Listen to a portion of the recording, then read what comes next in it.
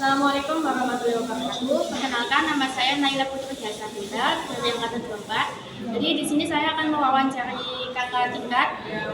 Mohon perkenalan dirinya, Kak.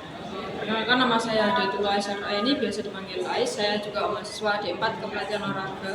Saya angkatan 2023. Oke. Jadi Kak, pertama-tama boleh kita tahu kakak itu magangnya di mana ya? Untuk magang insya Allah di Petrokimia Gresik, Akademi Bola Voli Putri. Terus kenapa kakak milih tempat magang itu? Karena menurut saya di tempat magang itu jadi jenjang karir saya ke depannya. Kak, menurut kakak kemampuan atau skill apa saja sih yang wajib dimiliki sebelum jadi asisten pelatih fisik? Yang pertama pasti komunikasi ya, karena kalau kalian nggak bisa komunikasi yang baik dengan pelatih, maka pelatih tersebut tidak akan percaya dengan kalian. Lalu yang kedua yaitu skill, dimana kalian pengetahuan kalian tentang cabang olahraga tersebut. Kayak misal, memang kalian kan di fisik ya, kan semuanya, tapi kadang kan ada kayak, kamu tahu apa tentang bola voli, kamu tahu apa tentang bola basket, dengan seperti itu. Terus pengetahuan seperti kayak biomotor fisik juga, kayak anatomi fungsional pada saat cabur tersebut melakukan pertandingan itu apa saja sih yang dibutuhkan itu, terus bagaimana cara membuat program latihan itu juga. Oke. Terus gimana cara kakak untuk mempersiapkan diri sebelum mulai magang sebagai asisten fisik? Persiapan diri yang pertama pastinya kita harus banyak belajar pengetahuan ya tentang yaitu tadi, kayak sudah tahu tempatnya di mana, maka kita harus tahu oh pelatihnya itu siapa aja sih, terus kira-kira pada saat mereka pertandingan bola voli itu seperti apa. Terus kita juga harus tahu kayak rundownnya mereka itu latihan itu hari apa aja, terus latihannya itu apa aja. Itu kita harus mengikuti sesuai dengan tempat magang kita. Oke. Terus apakah penting punya sertifikat atau pelatihan tambahan sebelum magang di bidang ini?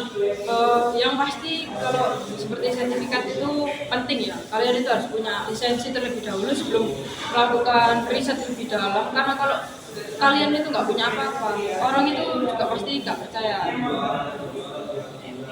Terus selama di kampus, materi kuliah apa yang paling kepake waktu kakak jadi asisten?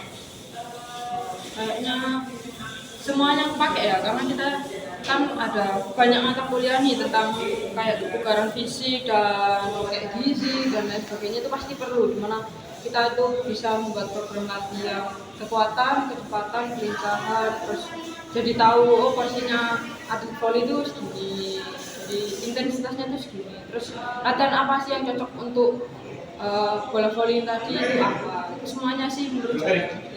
Terus menurut kakak, gimana caranya biar kita bisa dipercaya dan dianggap kompeten di mata pelatih atau atlet magang?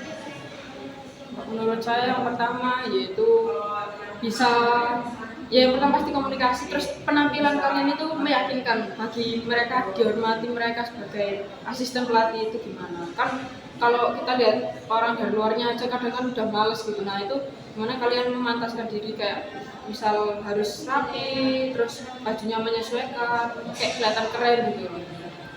Oke, terus menurut kakak nih, sikap atau etika apa yang penting dimiliki oleh asisten pelatih selama menjalani tugasnya?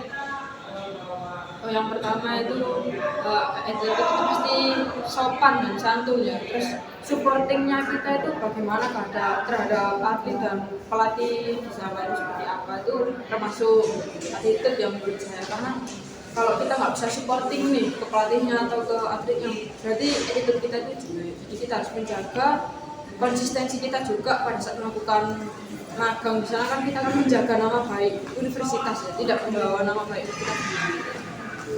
Oke, terus terakhir nih kak, apa saran kakak bagi mahasiswa yang ingin magang sebagai asisten pelatih fisik agar dapat menjalankan tugasnya dengan maksimal?